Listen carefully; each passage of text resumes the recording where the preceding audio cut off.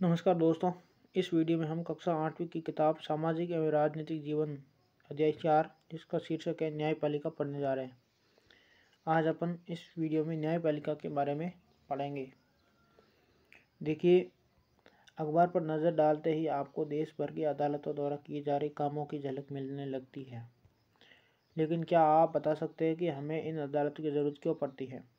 भारत में कानून का शासन चलता है। इसका मतलब यह है कि सभी कानून सभी लोगों पर समान रूप से लागू होते हैं और जब किसी कानून का उल्लंघन किया जाता है तो एक निश्चित प्रक्रिया अपनाई जाती है। कानून के शासन को लागू करने के लिए हमारे पास एक न्याय व्यवस्था है। इस व्यवस्था में बहुत सारी अदालतें हैं जहाँ नागरिक न्याय के लिए जा सकते हैं। सरकार का अंग होने के नाते न्यायपालिका भी सरकारी लोकतंत्र की व्यवस्था बनाए रखने में अहम भूमिका निभाती है। ये इस भूमिका को केवल इसलिए निभा पाती है क्योंकि ये स्वतंत्र।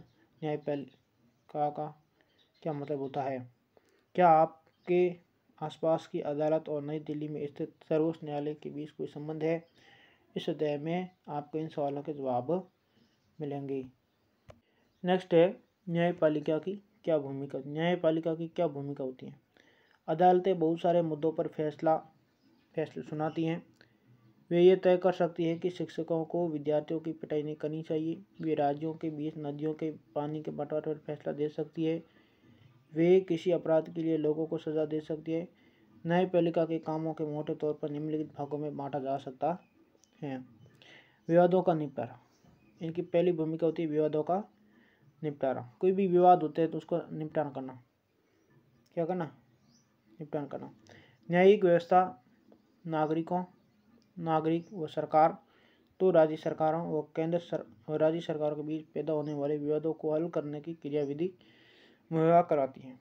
दूसरा क्या है? न्यायिक समीक्षा। संविधान की व्याख्या का अधिकार मुख्य रूप से न्यायपालिका के पास ही होता है। इस नाते यदि न्यायपालिका को ऐसा लगता है कि संसद द्वारा पारित किया गया कोई कानून संविधान के आधारभूत ढांचे का उल्लंघन करता है तो वह उस कानून को रद्द कर सकती है। इसे न्यायिक समीक्षा कहा जाता है। तीसरा है कानून की रक्षा और मौलिक अधिकारों का क्रियान्वयन। अगर देश के किसी भी नागरिक को ऐसा लगता है कि उसके मौलिक अधिकारों का उल्लंघन हुआ है तो वो सर्वोच्च न्यायालय या उस न्यायालय में जा सकता है।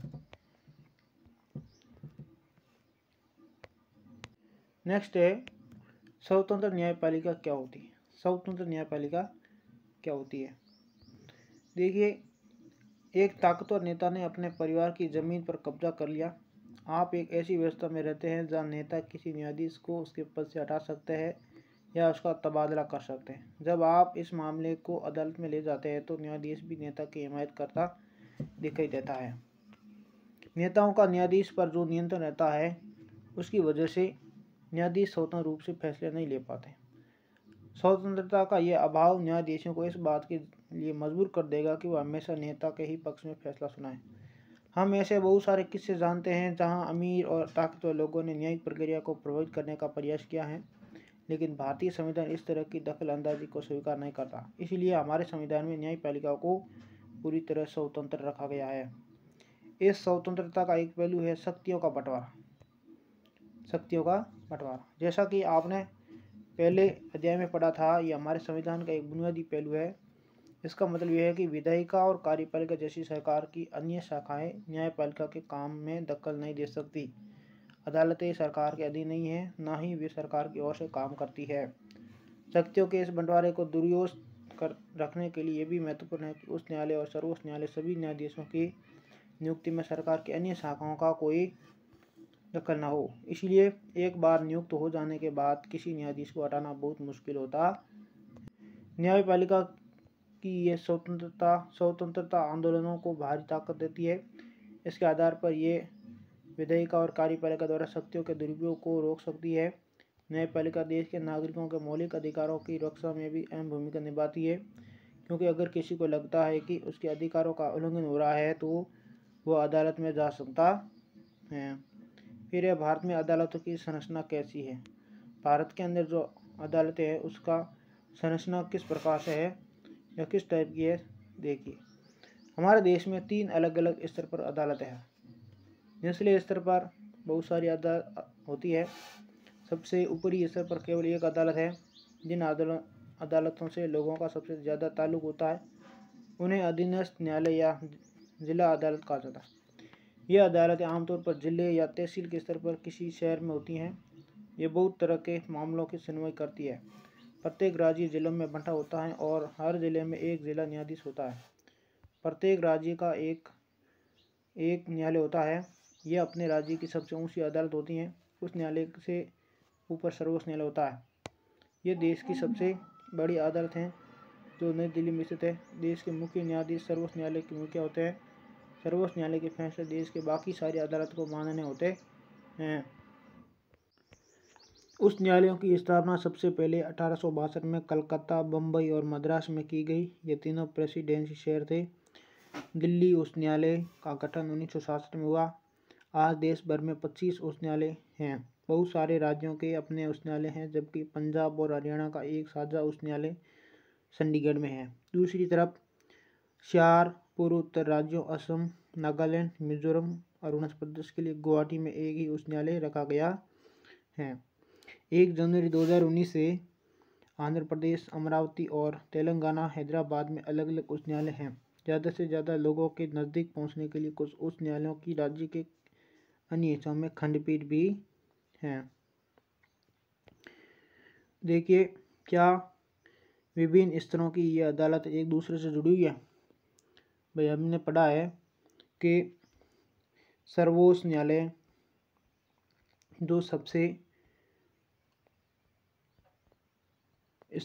प्रथम स्तर का होता है। दूसरा होता है उच्च न्यायालय। ये उच्च न्यायालय सभी अपने अपने राज्यों के होते हैं।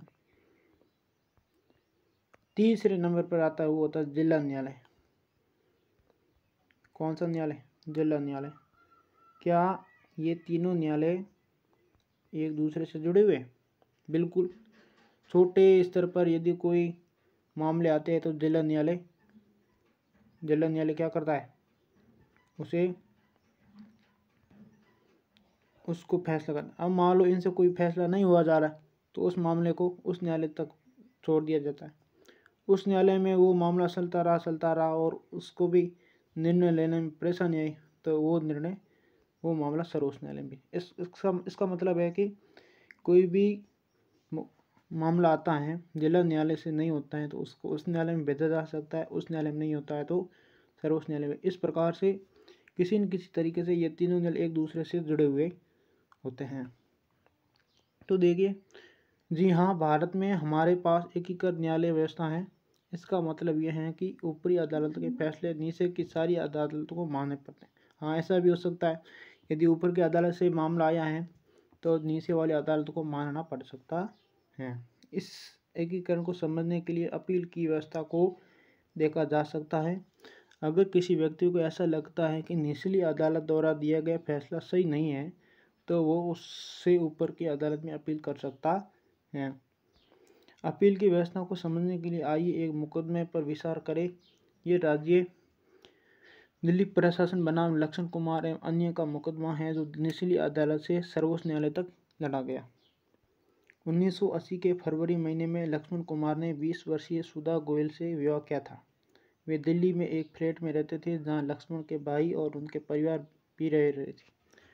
2 दिसंबर 1980 को सुधा की अस्पताल में मौत हो गई। वो जली हुई थी। सुधा के घर वालों ने अदालत में मुकदमा दायर किया। जब निचली अदालत के सामने ये मुकदमा आया तो 4 पड़ोसियों को भी गवाह के तौर पर बुलाया गया था। पड़ोसियों ने अपने बयान में कहा कि 1 दिसंबर की रात को उन्होंने सुधा की चीख सुनी थी और मामला जानने के लिए वे बलपूर्वक लक्ष्मण के घर में घुसे। वहां उन्होंने देखा कि सुधा की साड़ी से आग की लपटें उठ रही थी। उन्होंने सुधा को एक बार बोरे और कंबल में लपेटकर आग बुझाई। सुधा ने उन्हें बताया कि उसका सास शकुंतला ने उसके ऊपर मिट्टी का तेल डाला था और लक्ष्मण कुमार ने आग लगाई थी। मुकदमे के दौरान सुधा के परिवार वालों को एक पड़ोसी ने कहा कि सुधा के ससुराल वाले उसके साथ बहुत ज़्यादा मारपीट करते थे। उनकी मांग थी कि पहले बच्चे के पैदा होने पर उन्हें एक बड़ी रकम, एक स्कूटर और एक फ्रिज दिया जाए। अपने बचाव में लक्ष्मण और उसकी मां ने कहा कि सुधा दूध गर्म कर रही थी कि तभी उसकी साड़ी में आग लग गई। इन सभी बयानों और साक्ष्यों के आधार पर निचली अदालत ने लक्ष्मण, उसकी मां शकुंतला और सुधा के जेठ सुभाष चंद्र को दोषी करार दिया और तीनों को मौत की सजा सुनाई। 1983 के नवंबर महीने में तीनों आरोपियों ने इस फैसले के खिलाफ उस न्यायालय में अपील दायर की। दोनों तरफ की वकीलों को तर्क सुनने के बाद उस न्यायालय ने फैसला लिया कि सुधा की मौत एक दुर्घटना थी, वह मिट्टी के तेल से जलने वाले स्टोव से जली थी। अदालत ने लक्ष्मण, शकुंतला और सुभाष चंद्र तीनों को बरी कर दिया। शायद आपको कक्षा 7 की किताब में महिला आंदोलन पर केंद्रित चित्र निबंध याद होगा। उसमें आपने पढ़ा था कि 1980 के दशक में देश भर के महिला संगठन दहेज हत्याओं के खिलाफ आवाज़ उठा रही थी। उन्हें इस बात पर दुख था कि अदालतें इस तरह की घटनाओं में दोषियों को दंडित नहीं कर पा रही हैं। उस न्यायालय के उपरोक्त फैसले ने ऐसी जागरूक महिलाओं को काफ़ी परेशान कर दिया। उन्होंने कई जगह धरने प्रदर्शन किए और उस न्यायालय के फैसले के खिलाफ सर्वोच्च न्यायालय में एक और अपील दायर कर दी। यह appeal Indian federation of women lawyers नामक संगठन की तरफ से दायर की गई थी। 1985 में सर्वोच्च न्यायालय ने लक्ष्मण और उसकी मां व भाई को बरी करने के फैसले के खिलाफ अपील पर सुनवाई शुरू कर दी। वकीलों के तर्क सुनने के बाद सर्वोच्च न्यायालय ने जो फैसला दिया वह उस न्यायालय के फैसले से अलग था। सर्वोच्च न्यायालय ने लक्ष्मण और उसकी मां को तो दोषी पाया, लेकिन सुभाष चंद्र को आरोपों से बरी कर दिया क्योंकि उसके खिलाफ पर्याप्त सबूत नहीं थे। सर्वोच्च न्यायालय ने दोनों आरोपियों को उम्र कैद की सजा सुनाई। नेक्स्ट है, विधि व्यवस्था की विभिन्न शाखाएं कौन सी हैं।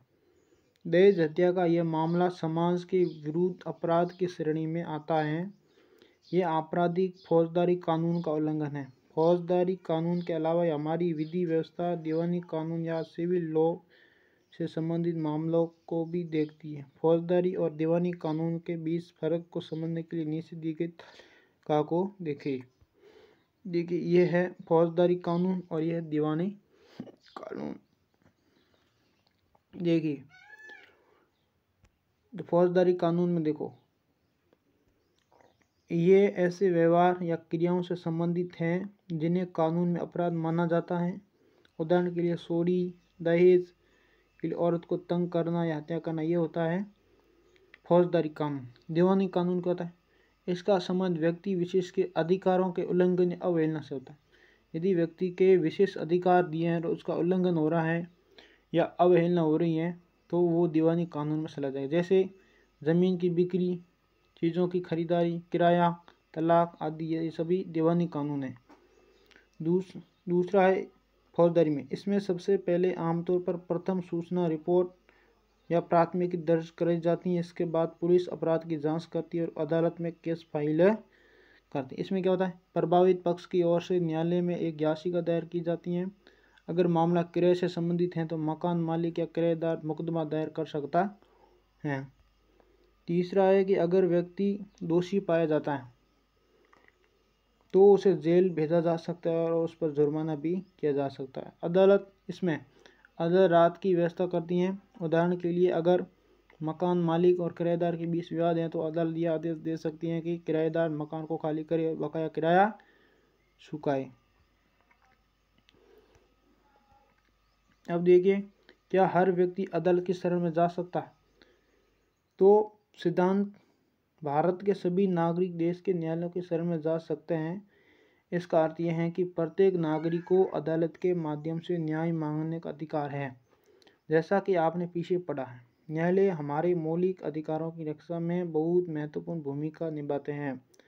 अगर किसी नागरिक को ऐसा लगता है कि उसके मौलिक अधिकारों का उल्लंघन हो रहा है तो वह न्याय के लिए अदालत में जा सकता है। अदालत की सेवाएं सभा के लिए उपलब्ध हैं, लेकिन वास्तव में गरीबों के लिए अदालत में जाना काफ़ी मुश्किल साबित होता है। कानूनी प्रक्रिया में न केवल काफ़ी पैसा और कागजी कार्रवाई की ज़रूरत पड़ती है बल्कि उसमें समय भी बहुत लगता है।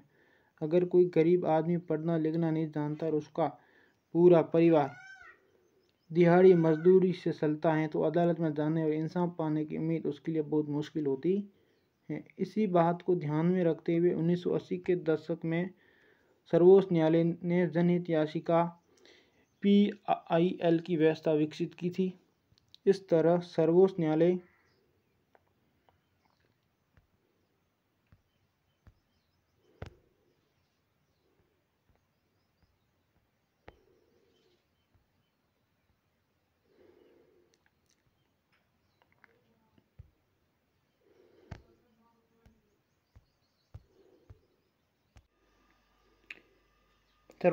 ने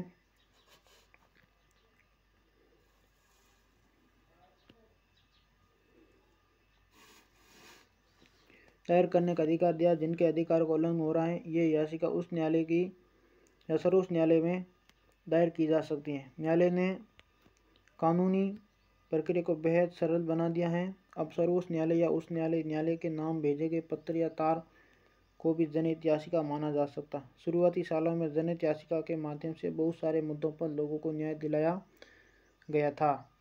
बंधुआ मजदूरों को अमानवीय श्रम से मुक्ति और दिलाने और बिहार में सजा काटने के बाद भी रिहा नहीं किए गए कैदियों को रिहा करवाने के लिए जनहित याचिका का ही इस्तेमाल किया गया था। क्या आप जानते हैं कि सरकारी और सरकारी सहायता प्राप्त स्कूलों में बच्चों को दोपहर का जो भोजन दिया जाता है उसकी व्यवस्था भी एक जनहित याचिका के फलस्वरूप हुई थी। दाईं ओर दिए गए चित्रों को देखें और नीचे दिए गए विवरण को पढ़ें।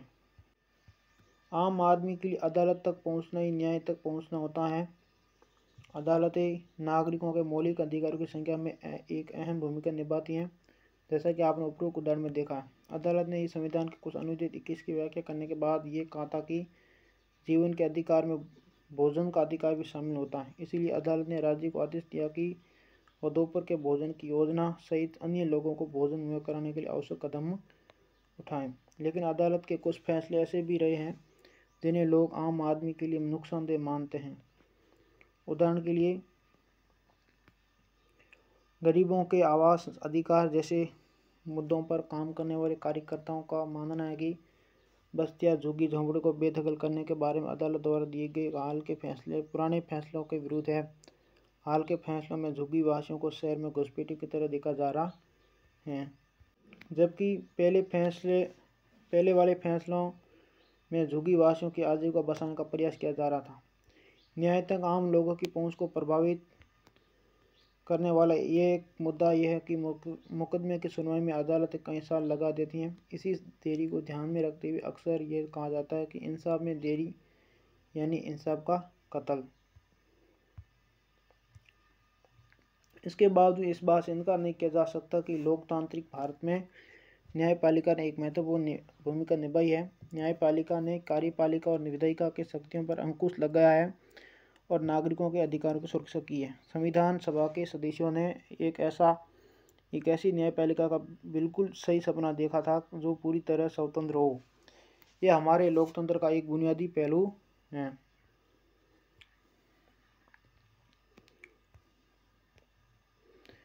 तो ये एक पार्ट था न्यायालय जो आपको समझ में आया होगा। देखो ये डायग्राम दिख रहा है आपको, जिसमें सर्वोपरि है सर्वोच्च न्यायालय जो पूरे भारत का एक ही है। वो कहाँ पर है? दिल्ली में। कहाँ पर है? नई दिल्ली में। और उच्च न्यायालय सभी राज्यों के होते हैं। अपना राज्य राजस्थान, तो राजस्थान का उच्च न्यायालय कहाँ है? जोधपुर में। और निचली अदालतें जो जिला स्तर पर होती है या तहसील स्तर पर होती है, यहाँ छोटे मामले आते हैं, यहाँ फैसला नहीं होता है तो उस न्यायालय में भेजा जाता है।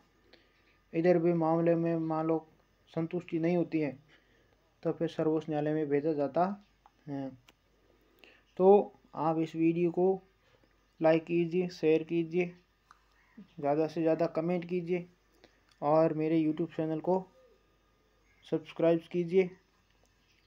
और कमेंट ऐसे कीजिए जो आपको चीज़ें समझ में नहीं आ रही है उसके बारे में लिखूँ, या आपको इस वीडियो में कोई प्रॉब्लम आई है, कोई समस्या दिखाई दी है, उसके बारे में कमेंट कीजिए। तो हम नेक्स्ट अध्याय का वीडियो लेकर आ रहे हैं, उसमें मिलेंगे। तब तक के लिए धन्यवाद।